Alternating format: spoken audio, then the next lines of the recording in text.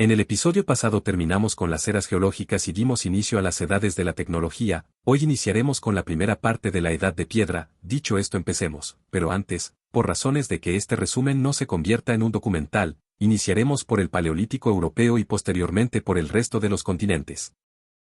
Paleolítico.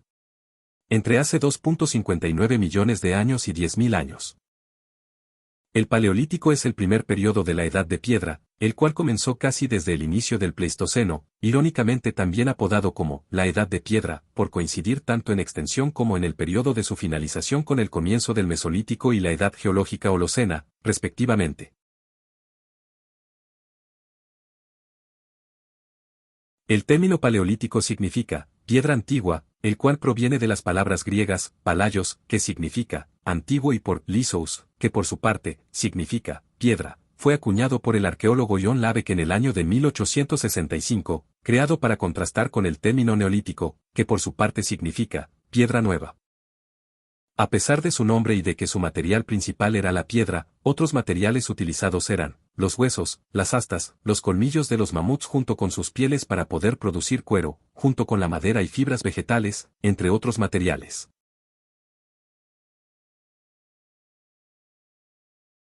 Las sociedades nómadas de inicios del Paleolítico, originalmente crearon herramientas toscas, pesadas y engorrosas de manejar, que con el tiempo fueron perfeccionándose al punto de refinarse y diversificarse, aunque también ligadas y limitadas a los recursos presentes al área que se trasladaban.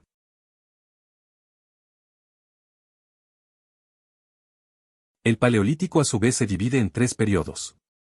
1. El Paleolítico inferior, entre hace 2.59 millones de años y 250.000 años, la cual es la subdivisión más extensa, en donde surgió la industria o más bien, fabricación lítica por parte del Homo habilis. 2. El Paleolítico medio, entre hace 250.000 años y entre hace 40 o 30.000 años, se destacó por inicio del uso y del dominio del fuego. 3. El Paleolítico superior, entre hace 40 o 30.000 años y terminó hace 10.000 años, dando fin al Paleolítico e inicio al Mesolítico. Esta periodización no es del todo exacta, ya que fue creada para ser utilizada en Europa junto a sus inmediaciones con África y Asia. Por otro lado, para el resto del mundo, debido a la diferencia entre la llegada y asentamiento humano en cada continente, o hasta en regiones, se han creado periodizaciones propias para poder comprender el avance tecnológico desigual, que podía variar entre varios siglos o de hasta millones de años de diferencia. La primera especie de homínido que se considera que empezó con esta edad, es el Homo habilis.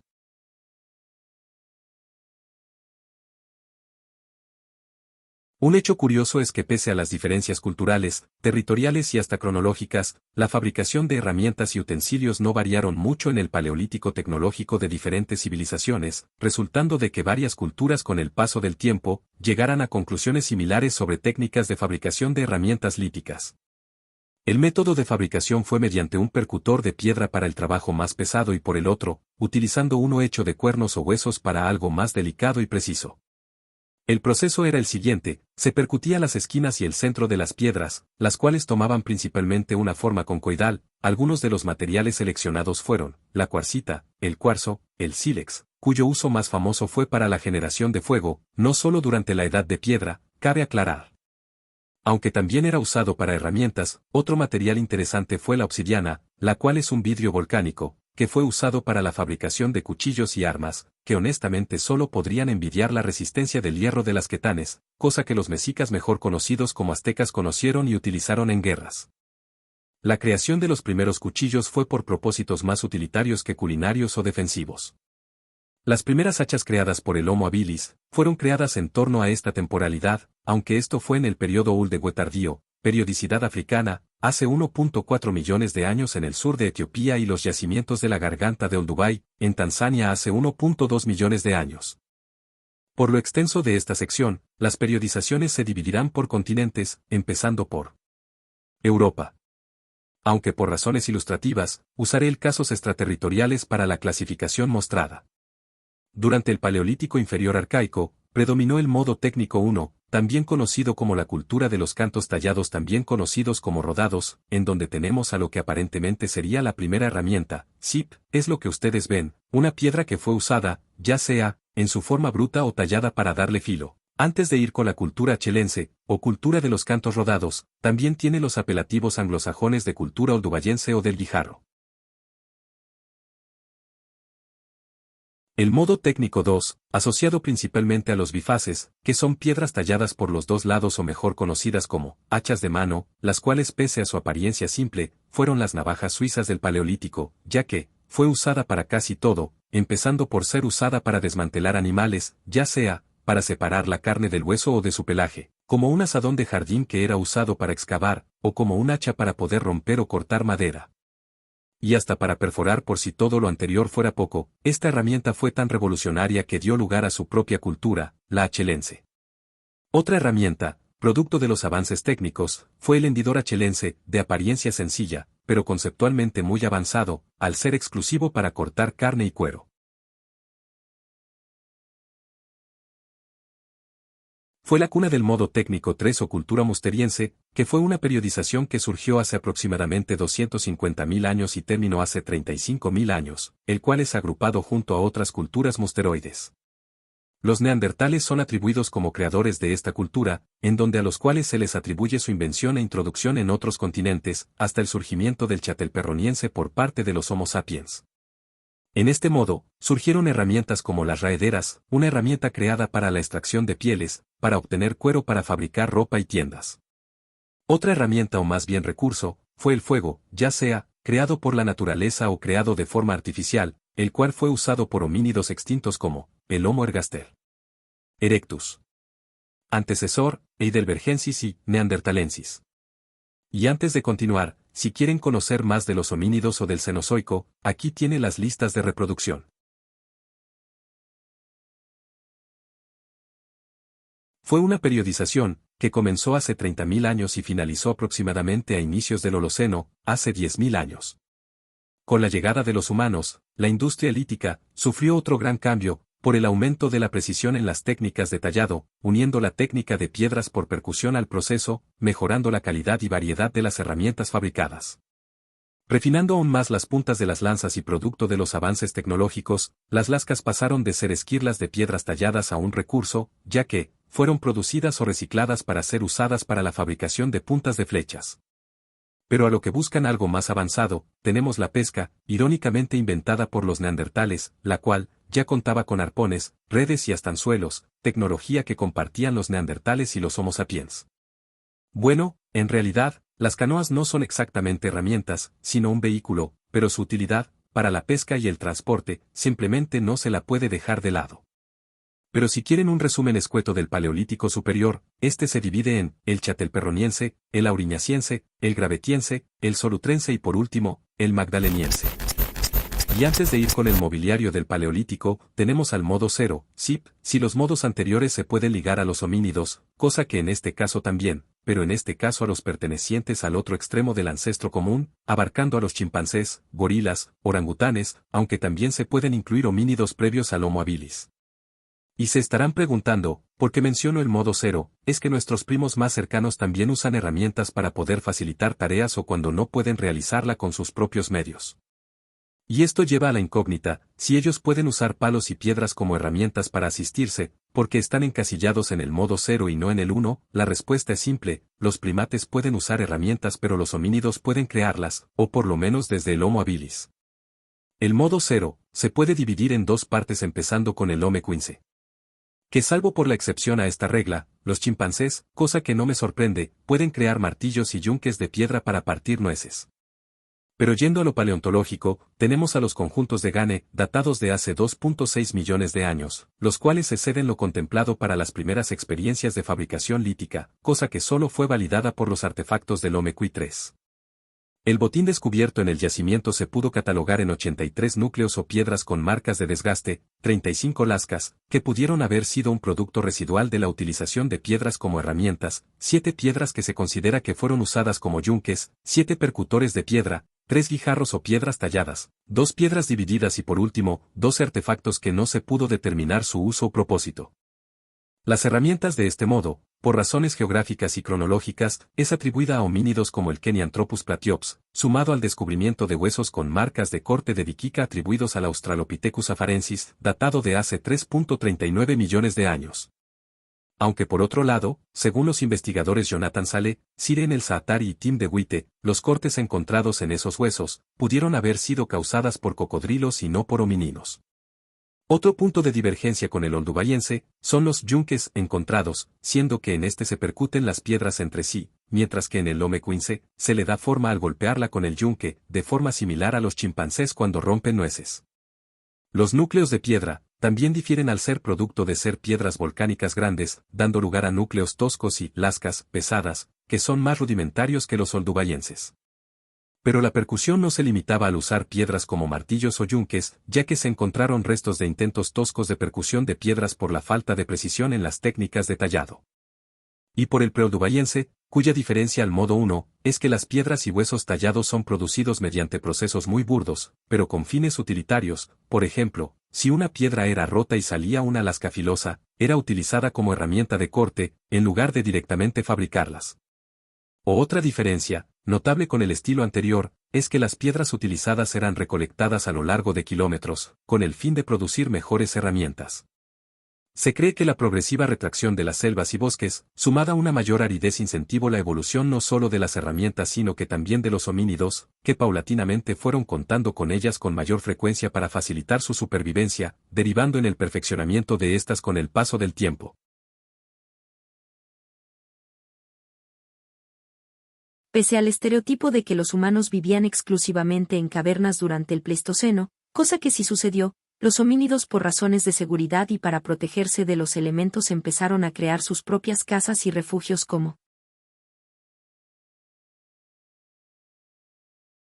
Respecto a las tiendas, se podría decir de que eran la vivienda de los cazadores nómadas, ya que estaban hechas del cuero de los animales que cazaban, pero en especial de los animales más grandes como los mamuts, los cuales proporcionaban una gran cantidad de cuero y comida, lo cual fue aprovechada lo máximo posible, ya que algunas tenían pilares de madera o de huesos de animales gigantes. Los colmillos y huesos de mamut sirvieron bastante bien para la creación de estas viviendas.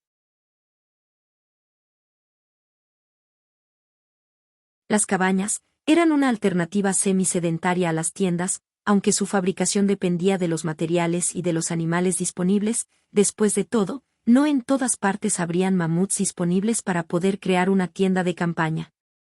Pero en fin, los materiales utilizados para su construcción eran la madera, fibras vegetales, la paja, piedras y rocas, junto al cuero y huesos de animales, principalmente de la megafauna. Un ejemplo de esto es que arqueólogos rusos descubrieron en Siberia restos de una casa o de una tienda de campaña, hecha de huesos y colmillos de por lo menos 20 mamuts diferentes, empezando por un marco construido con huesos de mamut. Por otro lado, sus colmillos eran usados como si fueran varillas de una tienda para sostener el techo o como vigas si es que fue una cabaña, mientras que por otro lado, los cráneos y los huesos de los muslos se usaron para formar las paredes. Y estaba rodeada por piedras. Pese a estar hechas casi totalmente de huesos y cuero, eran un buen refugio frente al clima gélido de la Edad de Hielo. Otro ejemplo fue una cabaña temporal para habitar en la zona de Terra Amata durante la primavera, la cual fue encontrada cerca de Niza, en Francia. Su antigüedad es de casi 400.000 años. La casa tenía una forma larga y estrecha, mientras que la forma de su base era un piso de tierra aplanado de forma ovalada. Rodeada de un anillo de piedras, tenía una piedra cercana al umbral de las salidas. Sus paredes estaban hechas de ramas y madera, aparentemente recubierta por una capa de paja, cuero o de ramas. Su interior albergaba una fogata que era utilizada para cocinar y calentarse.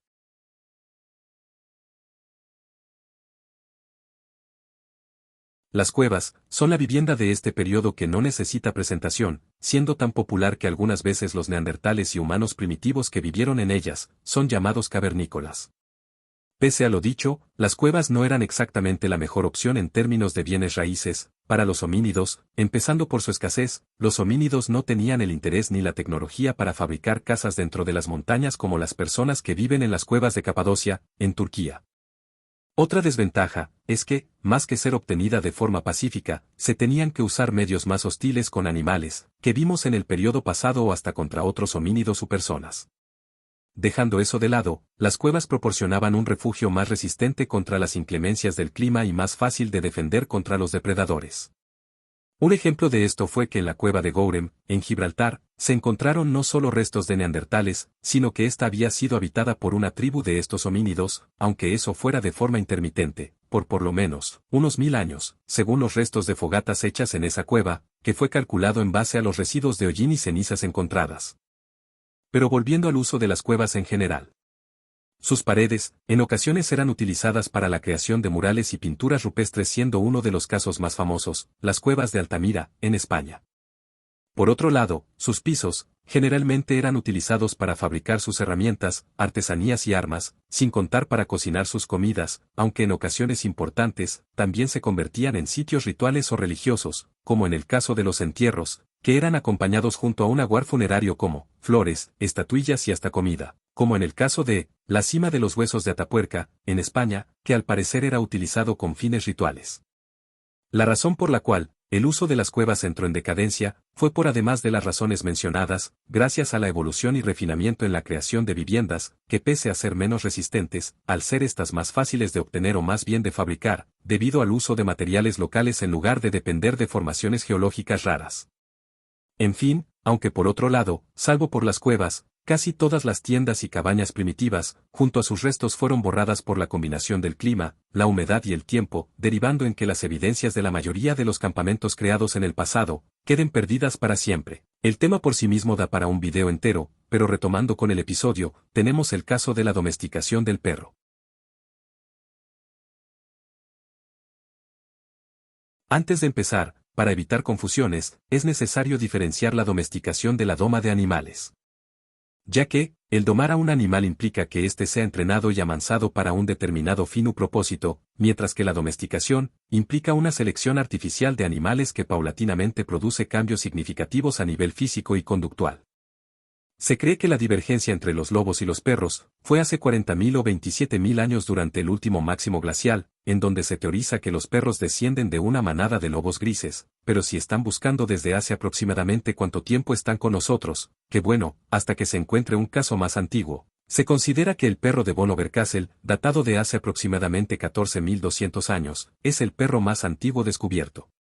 Ya que, hay otros candidatos por el título, como este ejemplar de aproximadamente 28.500 años, pero con el caso anterior, gracias al detalle de que el perro de Bonn fue encontrado enterrado junto a un antiguo cazador-recolector, esto permite suponer que este perro fue una mascota que fue enterrada con sus dueños, o posiblemente sacrificada para enterrarla con él. Pero yendo a la parte teórica, tenemos diferentes visiones del cómo es que esto sucedió, empezando por la teoría de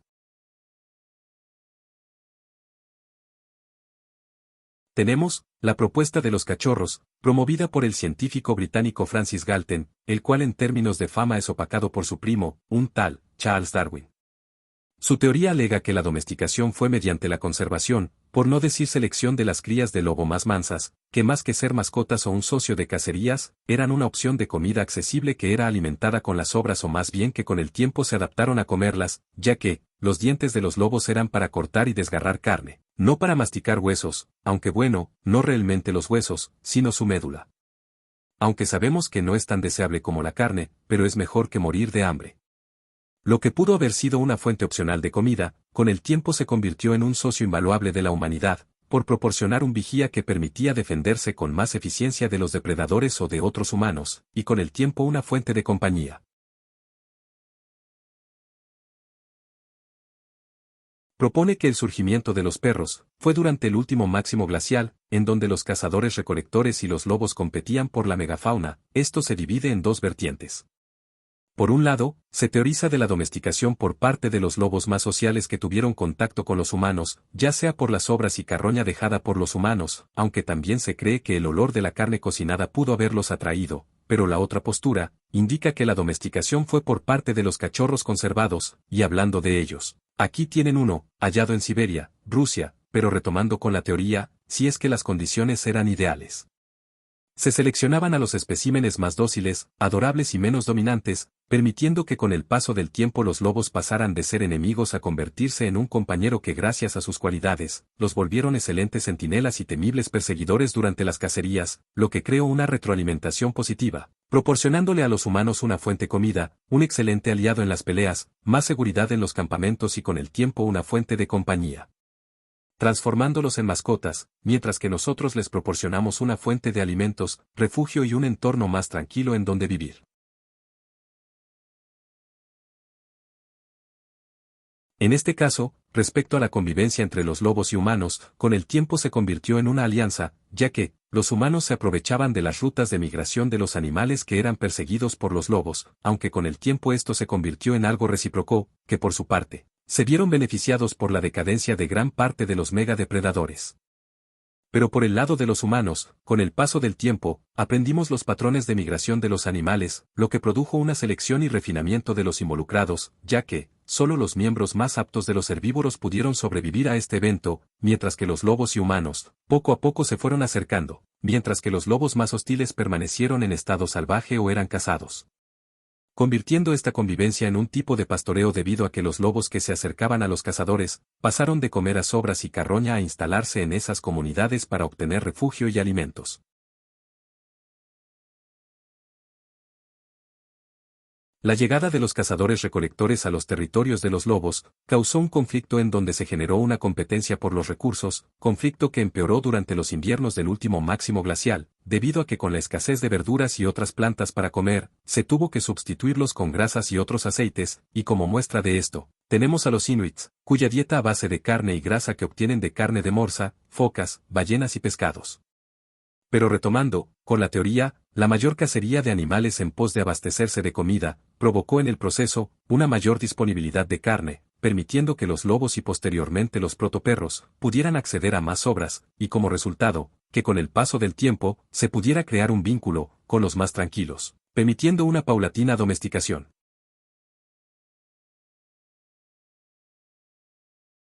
Respecto a esta teoría, no es de mis favoritas respecto a este animal siendo que hay otro que cumple con lo postulado, pero en fin, en esta postura, los lobos más que ser transformados por los humanos en las bolas de pelo que hoy conocemos, estos más bien, se adaptaron a nosotros como método de supervivencia al tener que habitar y buscar recursos cerca de comunidades de cazadores-recolectores, ya que, gracias a restos óseos, se pudo contemplar que sus dientes, que poco a poco se especializaron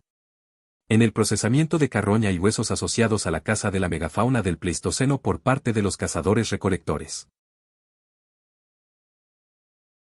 Algo que les permitió a los homínidos destacar de entre los otros animales, fue la creación del lenguaje, por la combinación de una serie de mutaciones en torno a la laringe y en los oídos, permitiendo la creación de sonidos que dieron origen a un lenguaje primitivo que posteriormente evolucionaría dando origen a los dialectos y por último a los idiomas, mediante la mezcla de dialectos y o el refinamiento de este por el paso del tiempo simplificando o desechando palabras. Como muestra de esto, usaré al latín de ejemplo, desde la transición del latín clásico al vulgar, para que éste posteriormente mute en las lenguas romances. Se cree que entre las teorías o más bien razones de la extinción de los neandertales, fue que gracias a que los humanos tenían un mayor desarrollo de la laringe y mejor tecnología, les permitió coordinarse mejor, ya sea para combatir contra estos y o cazar de manera más eficiente, lo que poco a poco fue mermando a los neandertales. Otro fruto del lenguaje, fue que, con el tiempo les permitió a los homínidos que tuvieran la capacidad de hablar, comunicarse y coordinarse de manera eficiente dentro de sus grupos, dando origen con el tiempo a la división de tareas y esto posteriormente a los oficios cuando el conocimiento acumulado producto de la sobreespecialización en esa área, fomentó de forma paulatina, los avances técnicos y tecnológicos. Pero volviendo a esta época, la división era aproximadamente la siguiente. Los hombres adultos eran los cazadores y defensores ante otros homínidos, tribus y animales. Mientras que las mujeres, se dedicaban a la recolección de frutas y verduras, aunque tampoco es que no se les diera mal la cacería, por otro lado, junto a los hombres se dedicaban al procesamiento de los animales para extraer su cuero para fabricar ropa y tiendas, sumado a la carne y huesos para armas, herramientas y para otros propósitos, que como dato curioso, esta actividad era muy eficiente, ya que, no se podían dar el lujo de desperdiciar nada. Y por último, los niños asistían a las mujeres en la recolección, y si es que lo sabían, los ancianos cuidaban a los niños. Si hablamos de obras de arte y representaciones simbólico-artísticas en el Pleistoceno, fue en Europa donde produjeron algunas de las obras de arte más famosas de crearon ese continente, especialmente en España y Francia. En donde se han hallado obras de arte parietal, mejor conocido como arte en las paredes, como las pinturas rupestres halladas en la cueva de Altamira, en España. Pero yendo a algo más compacto, tenemos a los artefactos de arte mobiliar, hechos principalmente de piedra, hueso o de marfil, siendo el ejemplo más representativo el de las famosas Venus paleolíticas, como en el caso de la Venus de Willendorf, datada de hace aproximadamente 25.000 años, con un propósito que varía de autor en autor, pero entre las diferentes posturas, tenemos que fue creada para ser un amuleto para poder asegurar el éxito en la casa, para otros que era para asegurar la fertilidad de la tierra o como símbolo de la fertilidad femenina. Otras versiones, las han relacionado representaciones de la madre tierra, una versión primitiva de lo que sería para los antiguos griegos de la Titán, digo, diosa Gea, aunque según James Harrett funcionaba como una representación unisex tanto de hombres como de mujeres, que eran usadas en rituales. Pero en fin, con la llegada del Holoceno, inició una nueva periodización, el Mesolítico. Gracias por ver este video, si te gustó, dale like y además de compartirlo para apoyar la producción de más contenido. Y si buscas más información, la lista de reproducción del canal junto con las fuentes usadas están en la descripción.